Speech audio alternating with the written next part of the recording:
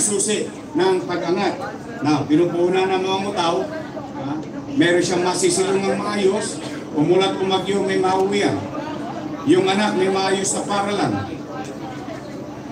Pag nagkasakit ang pamilya, may maayos na ospital. Tapos yung tatayo ina o yung anak na may malaki ng muscle o may buto na maghahanap po.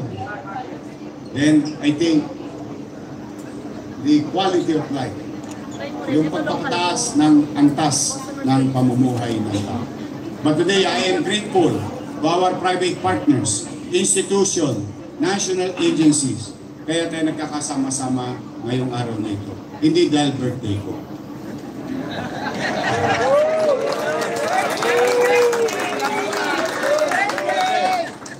Hindi dahil birthday ko. Kasi gusto ko talaga. Maghapon, wala itong pahinga. Magsasawa kayo sa akin maghapon niya.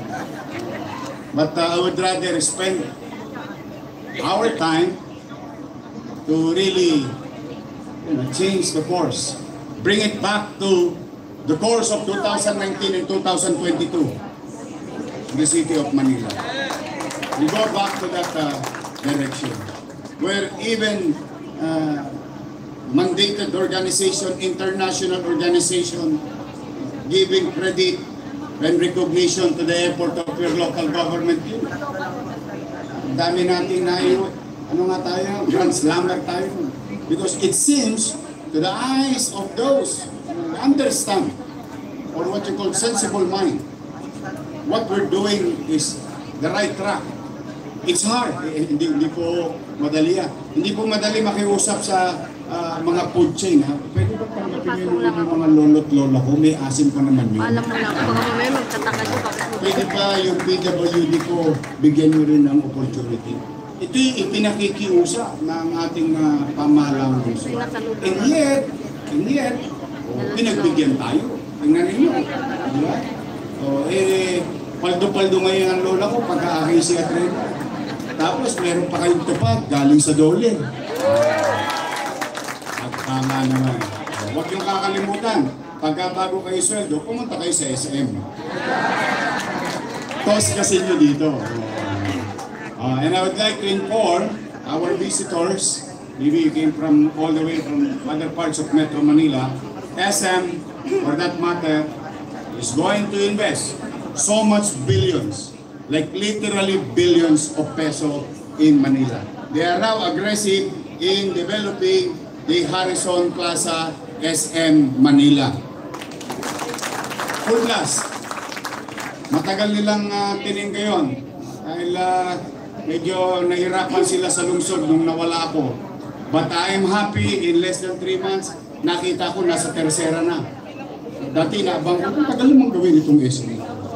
But why am I after that?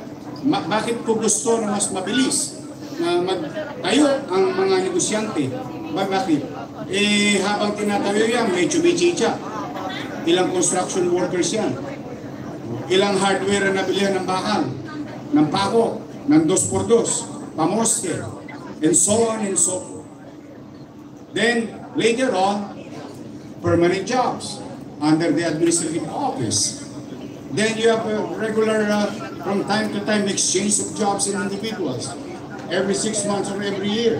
And as we develop our people, baka mamaya, gawin na lang permanent lagi yan. Lalo't pag naging magaling ka. Kaya dapat galingan ninyo, ang mga PWD, sinasabi ko tama. Hindi mo, galingan nila. Paano ba yung galingan?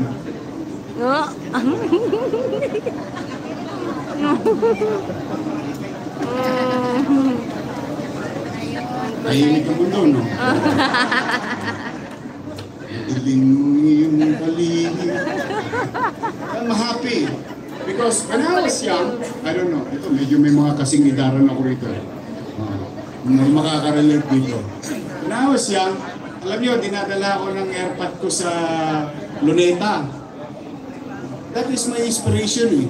Bata ako, nakita ko, titinda ng hotdog sa burger doon sa tapat ng Manila Hotel. Yung isang building doon. That's why I want that thing. Those things are happening and it's effective, we copy. At kung manatag kayo mga batang Maynilang nakikinig dito,